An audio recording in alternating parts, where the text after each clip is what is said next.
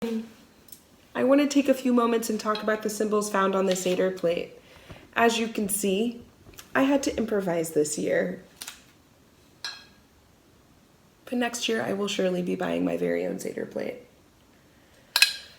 The reason why I love Passover is because there are so many items found in our ritual, especially on the Seder plate, that represent one of the themes or lessons we're meant to draw from having a Passover Seder and telling the Exodus story. I'm going to work my way around and talk about some of my favorite symbols, and then I'm going to explain the things that have been added over the past 20 or so years that we bring into our Seder plates to talk about relevant causes or issues still plaguing the world.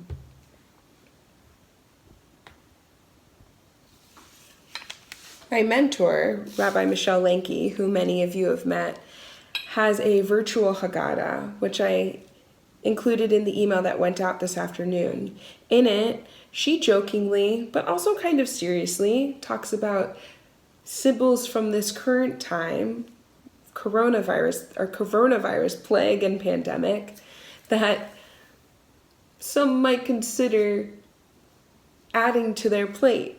Again, I say, it's meant to be a joke, but unfortunately, hand sanitizer and masks and gloves and other protective gear have become so scarce that we recognize how important they are for members of our community, and they have become symbolic of the time that we're having right now. Perhaps we might consider adding those to our plates.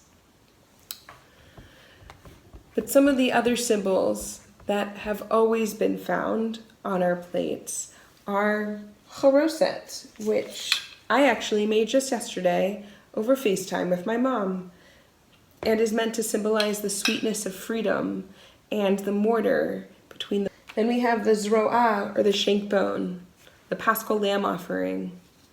Last week in my Shabbat video, I asked you to think about some of the things that you've had to sacrifice. What things came up for you? Might be interesting to think about when you talk about the zroah on the Seder plate tonight. We also have horseradish, or maror, which I'm going to be using garlic in order to improvise because I didn't have horseradish. But this is meant to remind us of the bitterness that we experienced as slaves. It's also meant to remind us of the bitterness that still exists in the world.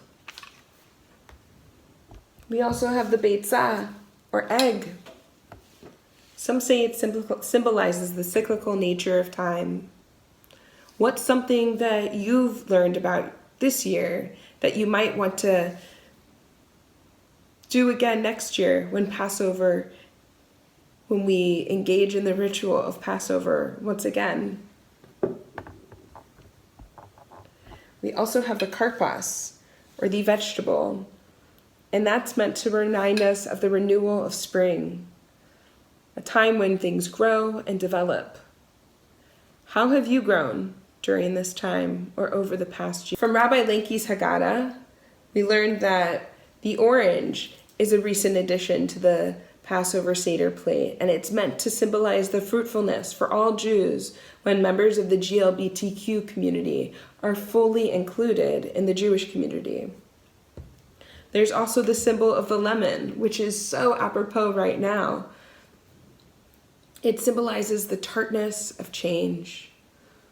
We grow the most when we're challenged, but those challenges are difficult to swallow.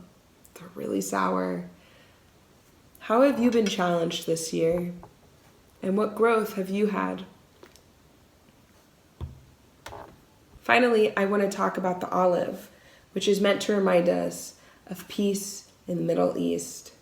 How can we take the bitterness that we know our world is experiencing right now, perhaps even our friends and neighbors, and keep it in our heart while we reflect on our own bitterness, the stories of our ancestors, or our own years, and then grow from it. As we enjoy our Passover Seders, in whatever way we've adapted, we think about these themes and the sweetness and the growth and the bitterness as we move through our ritual, as we move around the Seder plate. May all of your Seders be full of meaning. Chag Sameach.